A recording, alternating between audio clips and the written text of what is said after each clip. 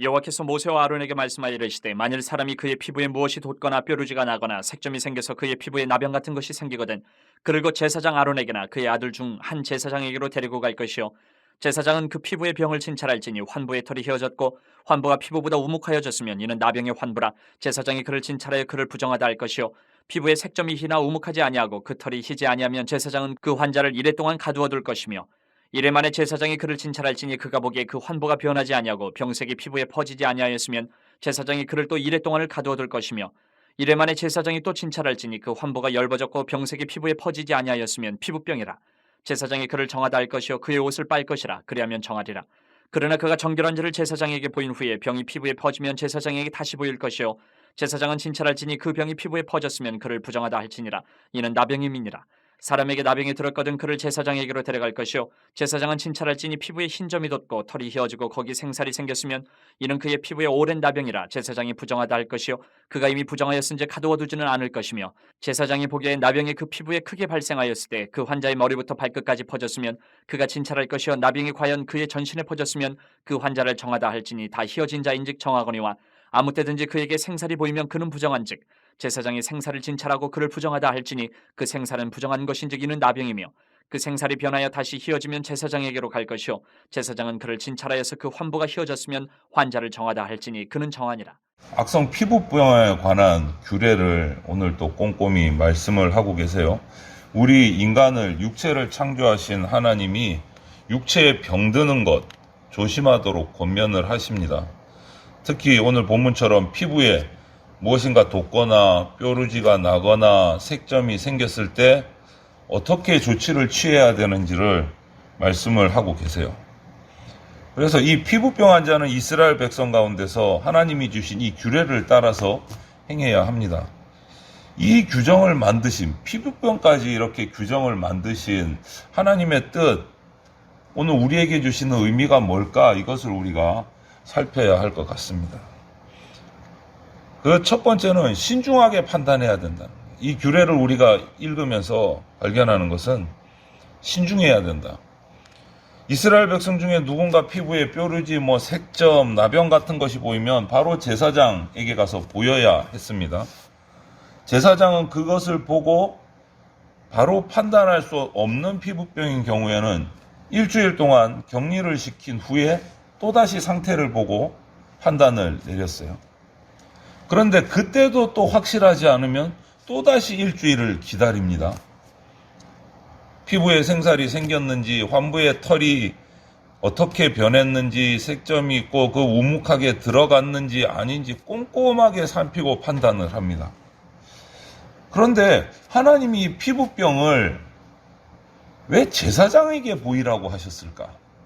의사가 아니고 제사장에게 보이라. 이 의학적인 문제인데 왜 제사장에게 보이라고 하셨을까? 사람은 눈에 보이는 대로 쉽게 판단하고 상대방을 그냥 규정해버리는 경우가 우리들 가운데는 흔히 있습니다.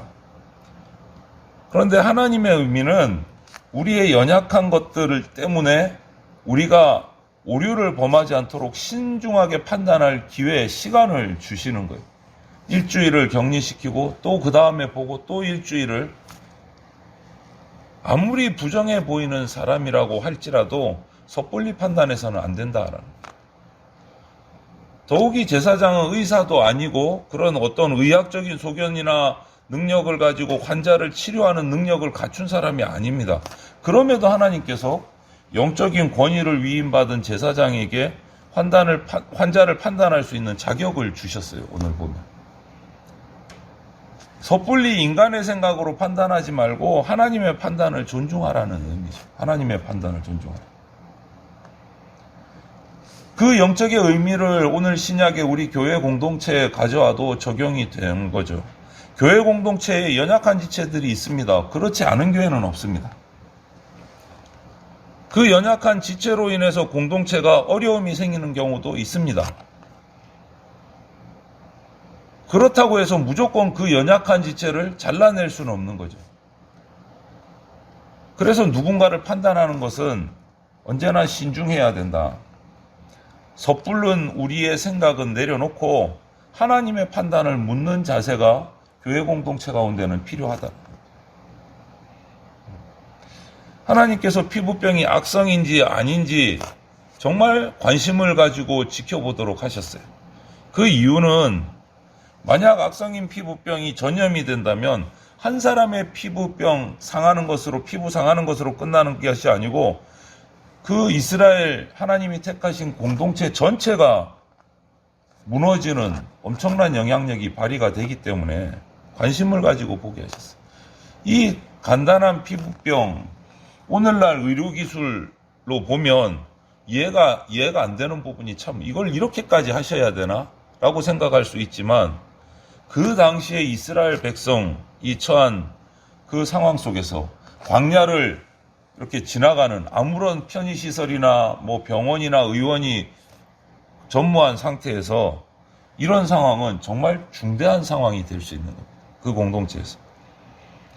전염병이 있는 피부병으로 많은 사람들이 전염이 돼서 고통을 당하면 그 상황에서 공동체 전체가 정말 힘든 상황에 빠질 수밖에 없기 때문에.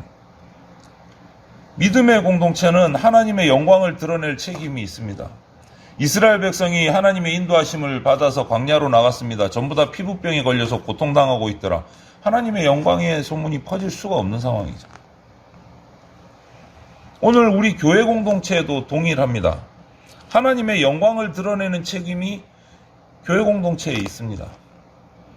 그 책임을 감당하기 위해서, 사명을 감당하기 위해서 공동체가 육적으로나 영적으로나 온전하고 건강할 필요가 있다.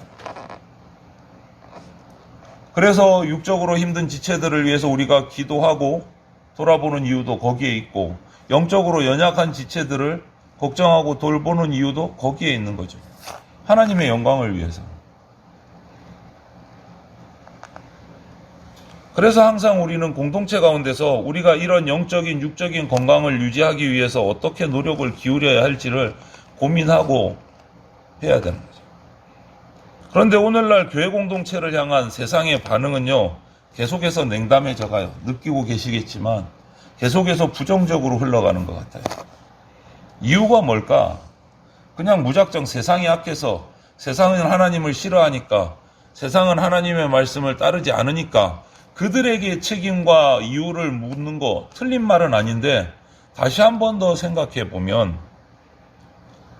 거룩한 하나님의 백성이 모인 교회 공동체가 거룩함을 잃어가고 있기 때문일 수 있다.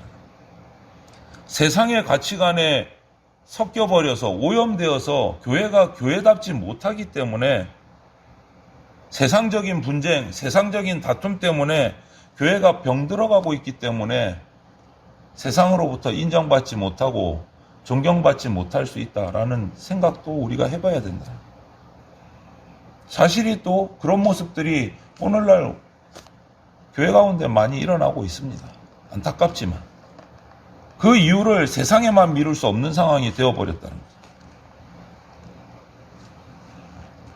이러한 죄가 과거에 이스라엘 백성 가운데 있었던 피부병과 마찬가지로 신앙 공동체를 무너뜨리는 원인이 될 수 있다. 그래서 우리 교회 공동체는요, 정결하기 위해서, 거룩하기 위해서 영적으로 깨어 있어야 됩니다. 영적으로.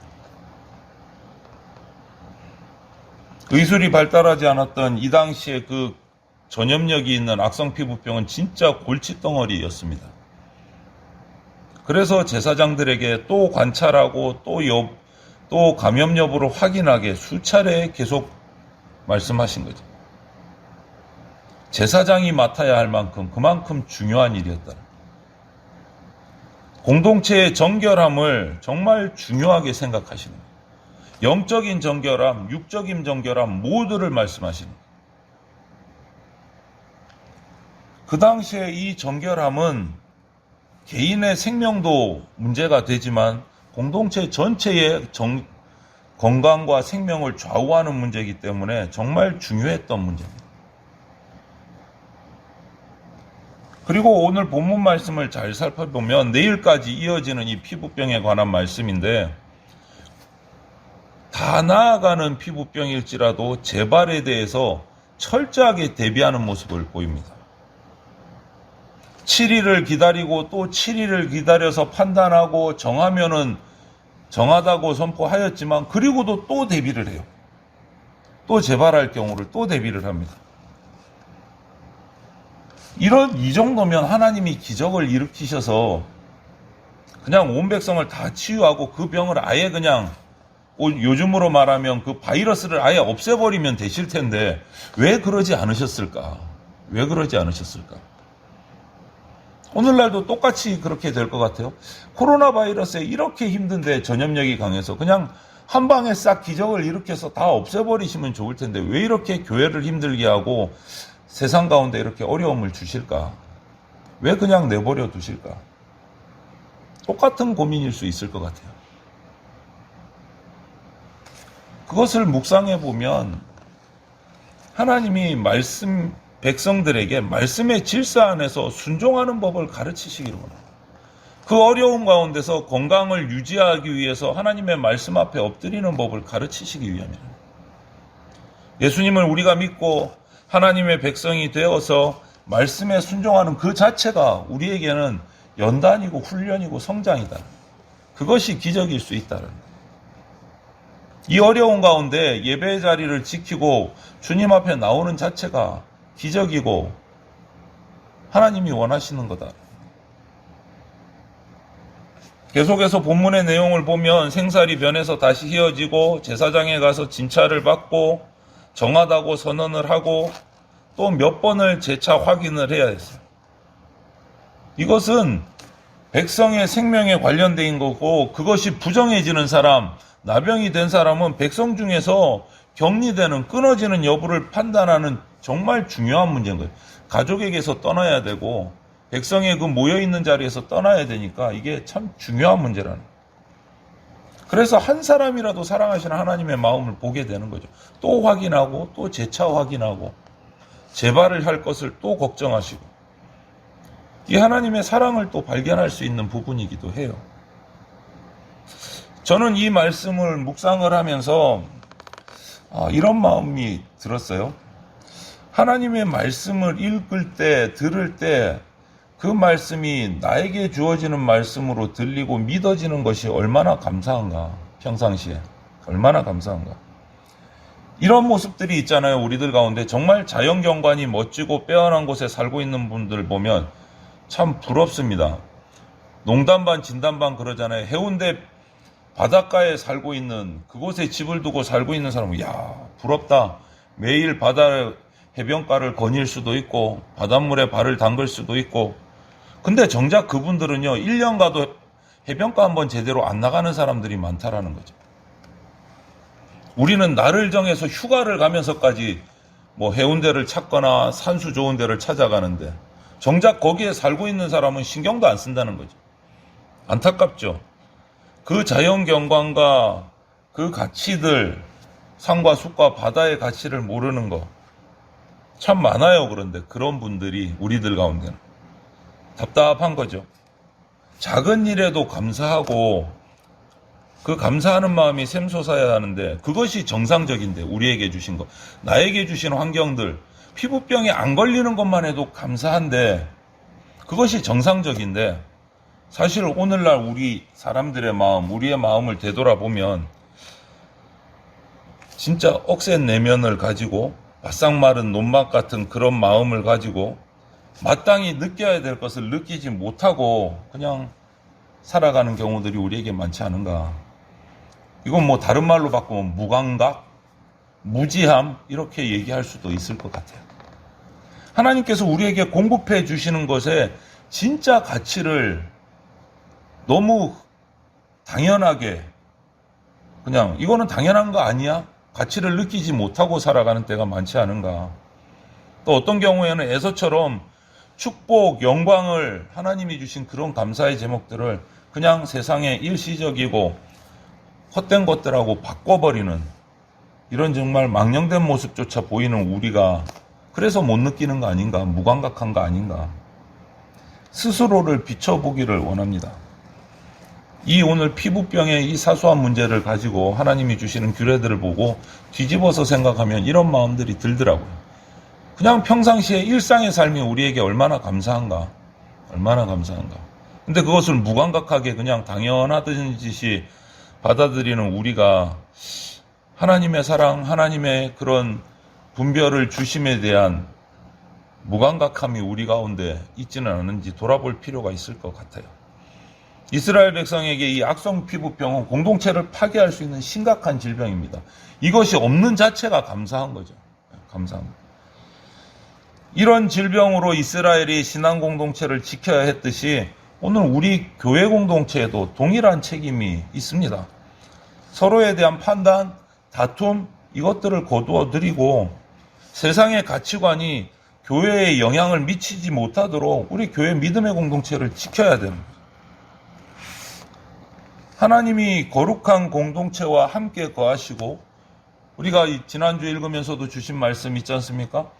내가 거룩하니 너희도 거룩할지어다.